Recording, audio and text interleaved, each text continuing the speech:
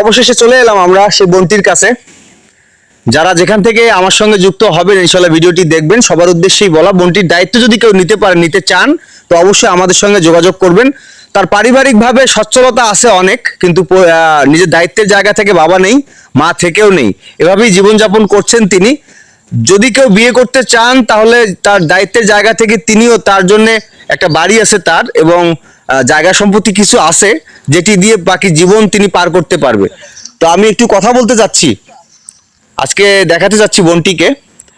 আসলে এই সেই বোন, বাস্তব জায়গা থেকে খুবই অসহায়, আসলে দেখার কেউ নেই এনাকে, যার কারণে আজকে আমাদের এখানে প্রতিবেদন করতে তিনি এসেছেন, রাজি হয়েছেন। তিনি বলছেন যে আমার জায়গা থেকে যদি কেউ দায়িত্ব নিতে চায় আমার, তো অবশ্যই সেই মানুষটি ভালো হতে হবে, 5 ওয়াক্ত নামাজ পড়বে, এরকম চিন্তা ভাবনা তার।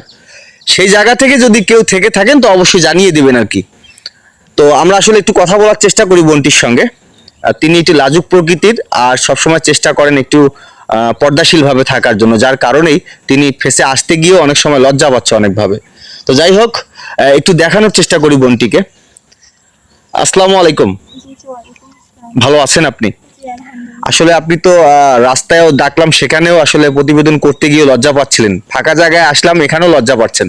আসলে এই কথা বলার একটি কারণ, আপনি লজ্জা পেলে তো আসলে কাউকে পাবেন না, কাউকে ভালোবাসতে চান, জীবন সঙ্গী হিসেবে পেতে চান, সেই মানুষটিও তো আপনার সম্পর্কে জানতে হবে, বুঝতে হবে, তাই না? তো অবশ্যই আমিও চাচ্ছি এটি যে আপনিও আপনার জায়গা থেকে একটু বলার চেষ্টা করেন, কারণ আপনার দায়িত্বের ব্যাপার, এখানে সারা জীবনের ব্যাপার, তাই না? তো আপনি কেমন পাত্র চান একটু জানাবেন আমাকে।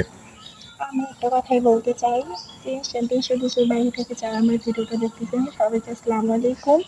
কারণ ভাইয়া, এখন আমি একটা কথাই বলতে চাবো যে আমি যেমন গরিব মানুষ, কিন্তু আমার মতো তো সবাই আর এত গরিব না, তাই না? কারণ আমার বাবা থেকেও নেই, মা থেকেও নেই মনে করো।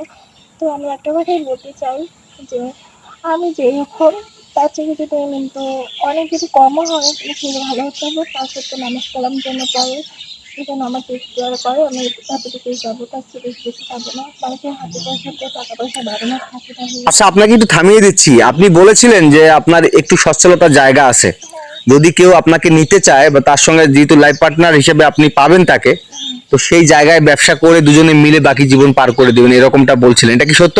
হ্যাঁ ভাইয়া, সত্যি এটা। তাহলে আপনার ছবি আমি ডিসক্রিপশনে দিয়ে দেবো ইনশাল্লাহ, এবং যারাই আসবেন এবং তার সঙ্গে কথা বলতে চাবেন ইনশাল্লাহ আপনার নাম্বারটা দিয়ে এবং আপনার অ্যাড্রেস দিতে হবে, এবং আপনি কি করেন সেটি জানাতে হবে, আপনার বৈবাহিক বাস্তব অবস্থান কি আছে কিনা, এবং ক্লিয়ার কাট আপনার নিজের জীবনের সবকিছু তথ্য দিবেন।